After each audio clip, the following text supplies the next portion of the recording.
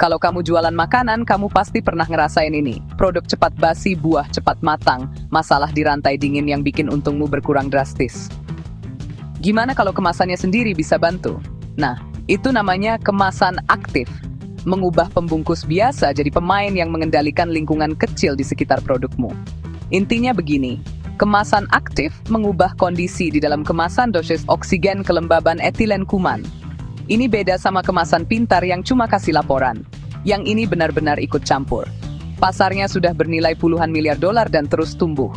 Makanan segar, obat-obatan, belanja online, teknologinya dibagi jadi 5 kategori besar. 1. Penyerap oksigen. Kantong-kantong kecil atau lapisan film reaktif menarik oksigen. Seringkali sampai di bawah 0,1 sen, memperlambat ketengikan, perubahan warna, dan pembusukan aerobik. Contohnya penyerap berbasis besi seperti Agilis untuk camilan kopi, beberapa obat. Yang terbaru, fokus pada keamanan bebas PFAS. 1. Penyerap etilen. Etilen itu hormon pematangan untuk buah dan sayur. Permanganat zeolit campuran mineral inovatif pisang, kiwi, dan lainnya. Masa simpan bisa bertambah dari beberapa hari jadi beberapa minggu tergantung pengaturannya.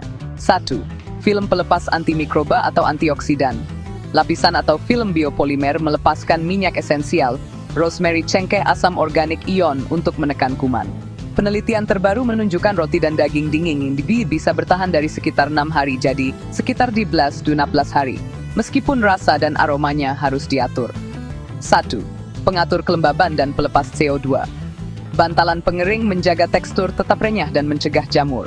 CO2 yang terkontrol di ruang kosong kemasan memperlambat kuman tertentu pada makanan segar.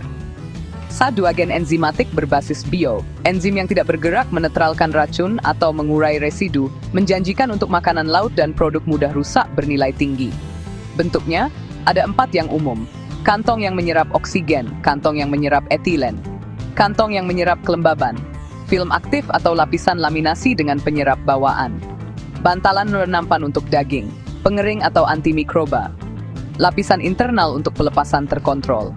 Memilih sistem yang tepat tergantung pada sensitivitas produkmu, kadar oksigen atau etilen, target masa simpan, suhu penyimpanan, batasan peraturan, dan proses penyegelan laminasimu. Bukti kalau ini berhasil.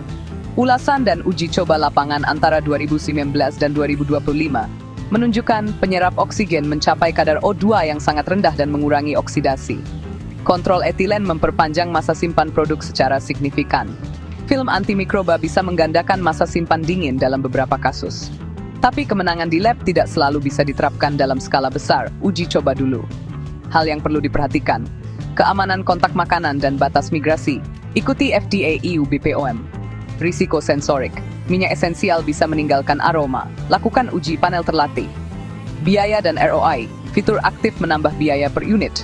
Imbangi dengan lebih sedikit limbah atau harga yang lebih tinggi. Daur ulang, lapisan ganda dan bahan kimia reaktif bisa mempersulit proses akhir.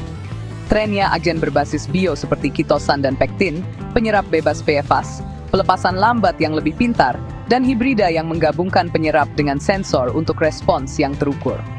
Contoh kasus cepat, camilan kering dan makanan siap saji, kantong besi menjaga lemak agar tidak tengik. Ekspor buah tropis, penyerap etilen ditambah rantai dingin agar tiba dalam kondisi segar dan siap. Daging dan makanan laut, film antimikroba mengurangi bakteri pembusuk dan memperpanjang masa simpan dingin.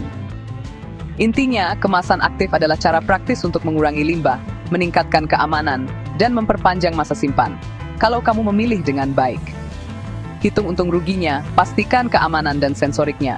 Uji coba dalam logistik nyata, dan rancang agar bisa didaur ulang. Kalau semua itu sudah benar, kemasanmu tidak lagi jadi penonton, tapi mulai bekerja untukmu.